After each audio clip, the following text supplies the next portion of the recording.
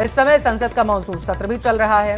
उपराष्ट्रपति राज्यसभा के सभापति होते हैं और सत्र के बीच में पद से इस्तीफा देने वाले धनखड़ पहले उपराष्ट्रपति बन चुके हैं। 2022 में जगदीप धनखड़ ने 14वें उपराष्ट्रपति के रूप में शपथ ली थी।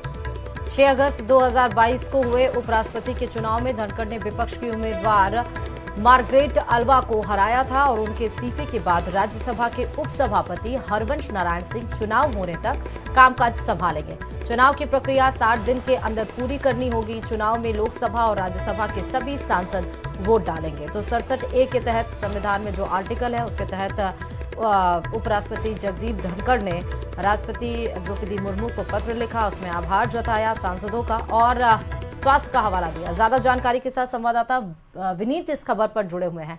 विनीत, उपराष्ट्रपति जगदीप धनखड़ ने इस्तीफा दिया जब मॉनसून का संसद सत्र का कल पहला दिन था। जी, निश्चित तौर पर मैं आपको बताना चाहूंगा कि उपराष्ट्रपति में जगदीप धनखड़ का जो इस्तीफा हुआ है उसको लेकर के वे टाइमिंग को लेकर के भी जो है वो काफी चौंकाने वाला है, क्योंकि जब संसद के मानसून सत्र का पहला दिन था और जब वो उन्होंने इस्तीफा उसके पहले विपक्ष की ओर से लगातार यह कहा जा रहा है कि उन्होंने जब इस्तीफा दिया था उसके पहले वो लगातार मीटिंग कर रहे थे और जिस तरह से कई महत्वपूर्ण मामले जो है वो आने थे, या बिल जो है वो डिस्कस होना था, उस पर उन्होंने विपक्षी सांसदों के साथ बात की थी। जयराम रमेश जो है वो लगातार कह रहे थे। विपक्ष की ओर से टाइमिंग को लेकर के भी सवाल खड़े किए जा रहे हैं। इसके साथ ही साथ मैं आपको बताना चाहूंगा कि उनके कार्यालय की ओर से, उनके ऑफिस की ओर से एक प्रेस रिलीज जो है वो जारी किया गया था जिसमें वह जयपुर जाने वाले थे और उसके कार्यक्रम के बारे में जानकारी दी गई थी। तो उसके बाद ही जो है वो हम देख सकते हैं कि देर में शाम, या हम कह सकते हैं कि देर रात जो है वो उनका इस्तीफा जो है वो आया है। तो टाइमिंग को लेकर के विपक्ष जो है वो सवाल खड़ा कर रहा है। लेकिन यहाँ पर एक बात हमें यह भी समझनी चाहिए कि आज जो विपक्ष उपराष्ट्रपति जगदीप धनखड़ के इस्तीफे को लेकर के सवाल खड़ा कर रहा था, कभी उनके रवैये को वो तानाशाही भी बता रहा था, फिर कभी विपक्ष ने कोशिश की थी कि उन्हें हटाने का जो एक प्रस्ताव है वो भी लाया जाए। हालांकि उसमें सफलता नहीं हासिल हुई थी। लेकिन यहाँ पर यह महत्वपूर्ण है कि उपराष्ट्रपति ने स्वास्थ्य कारणों का हवाला देते हुए जो है वो इस्तीफा दे दिया है। अब क्योंकि उपराष्ट्रपति जो होते हैं वो राज्यसभा के ऑफिसियो सभापति भी होते हैं, जिनके पास राज्यसभा के संचालन की जिम्मेदारी होती है। तो अब यह जिम्मेदारी जो है उपसभापति जो है हरिवंश के पास जाएगी। साथ ही साथ वहां पर सभापति पैनल होता है जो चेयर को समय समय पर संभालता है। तो यह पैनल भी जो है उसे संभालेगा, क्योंकि मानसून सत्र है, पहला ही दिन बीता था और इस तरह की घटना में हो गई है जिसमें उपराष्ट्रपति ने अपने स्वास्थ्य कारणों का हवाला देते हुए इस्तीफा दे दिया है। हालांकि विपक्ष को इसमें राजनीति में नजर आ रही है, लेकिन यहाँ पर जो कारण बताए गए हैं उसमें स्वास्थ्य कारण को जो है वो बताया गया था। पिछले दिनों भी हमने देखा कि सीने में दर्द के कारण जो है वो एम्स में भी एडमिट हुए थे। बहुत शुक्रिया तमाम जानकारी देने के लिए।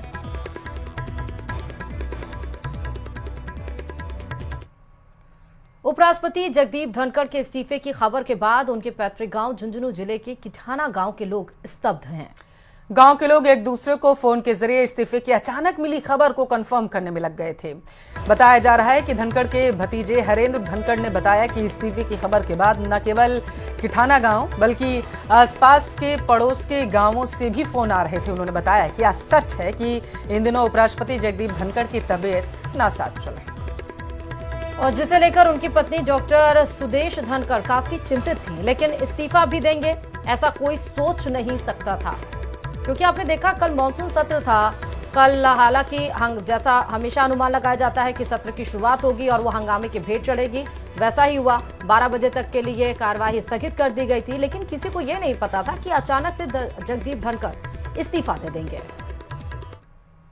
माहौल तो देखो निराशा ही है, सबकी यही चर्चा हो रही है कि भाई इस्तीफा दे दिया तो निराश ही है सारे। कि गांव में काम बहुत करवाया, गौशाला में हुआ है, स्कूल में भी बहुत हुआ है और गांव में मान लो सड़क है, कॉलेज हो गई, हॉस्पिटल हो गया, ये काम करवा रहे हैं। नहीं बस यही कि भाई चाचा जी के वो थोड़ा सा हार्ट की दिक्कत थी तो वो उनको छोड़ के भी नहीं आते, ज्यादातर यूँ कि भाई अकेलों का नहीं छोड़ सकते, थोड़ी वो तबीयत तो नरम ही थी। अब तो देखो माहौल तो दुखी का ही है सबके, ये तो है सबको ही पता है कि निराशा ही है तो सब में। अभी हमारे को तो न्यूज से ही पता चला कि महामहिम उपराष्ट्रपति जगदीप जी ने इस्तीफा दे दिया। उसके बाद में गांव में बड़ी निराशा का माहौल है और आसपास के इलाके से भी फोन आ रहे हैं, बहुत ही लोगों में निराशा का माहौल है। सुदेश जी पिछले इस महीने के पहले वीक में आए थे गांव, 2-3 दिन रुके थे, तो उन्होंने बताया था कि भाई मार्च में जैसे उनके बाईपास वो हार्ट का ऑपरेशन का छल्ला डला था, फिर पिछले महीने उत्तराखंड भी प्रोग्राम में गए थे, वहां भी तबीयत बिगड़ गई थी। प्रदेश के न्यायिक कर्मचारियों का लंबे समय से लंबित कैडर पुनर्गठन का मुद्दा विकराल रूप लेता हुआ नजर आ रहा है और इसी मांग को लेकर प्रदेश भर के न्यायिक कर्मचारियों की हड़ताल जारी है, जिससे प्रदेश की अदालतों में कामकाज पूरी तरह से ठप हो गया है। देखिए पूरा मामला इस रिपोर्ट में।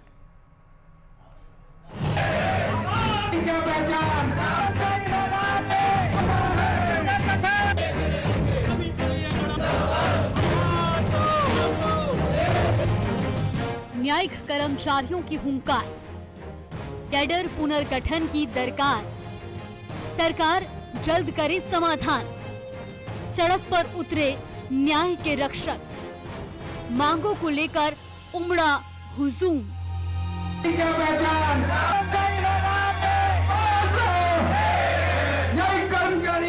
राजस्थान में न्यायिक कर्मचारियों का हुजूम अब सड़क पर न्याय के लिए उतर गया है। उच्च न्यायालय के आदेशानुसार अधीनस्थ न्यायालयों के मंत्रालयिक और आशुलिपिक संवर्ग का कैडर पुनर्गठन की मांग को लेकर विरोध का बिगुल फूंक दिया है। जगह जगह धरने प्रदर्शन, रैलियां और नारेबाजी की जा रही है।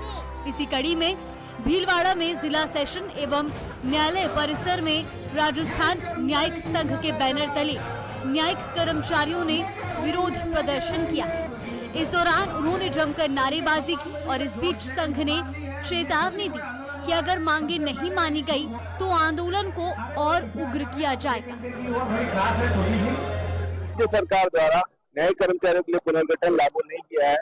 इसकी वजह से दिनांक 14 जुलाई 2025 से हमारे प्रदेश अध्यक्ष भूख हड़ताल पर बैठे हुए हैं और उसके पश्चात भी राज्य सरकार द्वारा पुनर्गठन के संबंध में कोई कार्रवाई नहीं की गई है। उधर दौसा में चौथे दिन भी न्यायिक कर्मचारियों का धरना जारी रहा। न्यायिक कर्मचारियों ने रैली निकालकर प्रदर्शन किया। संगठन के पदाधिकारियों ने कहा कि राज्य सरकार द्वारा उच्च न्यायालय के आदेशानुसार अधीनस्थ न्यायालयों के मंत्रालयिक और आशुलिपिक संवर्ग का कैडर पुनर्गठन नहीं करने से कर्मचारियों में रोष है। कोर्ट ने भी फुल बेंच ने ये अनुमोदित करके अनुशंसाएं करके स्टेट गवर्नमेंट को भेजा गया था, जिसकी पालना राज्य सरकार द्वारा आज तक नहीं की गई है। जो न्यायिक कर्मचारी हैं उनका पुनर्गठन अभी तक लागू नहीं हुआ है। न्यायिक कर्मचारियों के धरने से जैसलमेर में भी न्यायिक व्यवस्था बुरी तरह से प्रभावित रही। न्यायिक कर्मचारियों ने सामूहिक अवकाश को लेकर न्यायालयों का कामकाज पूरी तरह ठप कर दिया। कर्मचारियों ने मांगे पूरी नहीं होने तक धरना जारी रखने की चेतावनी दी। 2022 से कंटिन्यू सरकार ने अपने विभागों के सभी कर्मचारियों का पदों का पुनर्गठन कर दिया, वेतनमान दे दिया। न्याय विभाग के कर्मचारी इससे वंचित है, तो हम कई पिछले 3 साल से उसका इंतजार भी कर रहे हैं। बड़ा धैर्य रखा, पेशेंस रखा और हमारे पदाधिकारी भी समय समय पर सरकार के अधिकारियों से मिलते रहे, तो उन्होंने आश्वासन दिया कर देंगे, लेकिन लंबा समय हो चुका है और हमारे धैर्य का जो बांध है वो भी टूट चुका है। बांसवाड़ा में भी न्यायिक कर्मचारी अनिश्चितकालीन धरने पर बैठे। हड़ताल के तीसरे दिन कर्मचारियों ने कलेक्ट्रेट परिसर में कर्मचारियों ने रैली निकाली और मांग पूरी न होने तक सामूहिक अवकाश की बात कही। न्यायिक कर्मचारी गण है, न्यायिक कर्मचारी गणों के लिए पुनर्गठन का जो आदेश हुआ था पदों का, उसके ऊपर सरकार ने पालना नहीं की गई। लंबे 2 साल से इस मांग को लेकर चल रहे हैं। सरकार के पास प्रस्ताव भी गया राजस्थान हाईकोर्ट का, उसके बावजूद भी राज्य सरकार इसके ऊपर कोई पालना नहीं कर रही है। उसके विरोध में यह रैली निकाली गई है। सभी कर्मचारी सामूहिक अवकाश पर हैं। उदयपुर में जिला न्यायिक कर्मचारी संघ की 5वें दिन भी हड़ताल जारी रही। कैडर पुनर्गठन की मांग को लेकर पिछले कई दिनों से कोर्ट परिसर में धरने पर बैठे न्यायिक कर्मचारी कलेक्ट्रेट पहुंचे और जमकर नारेबाजी की।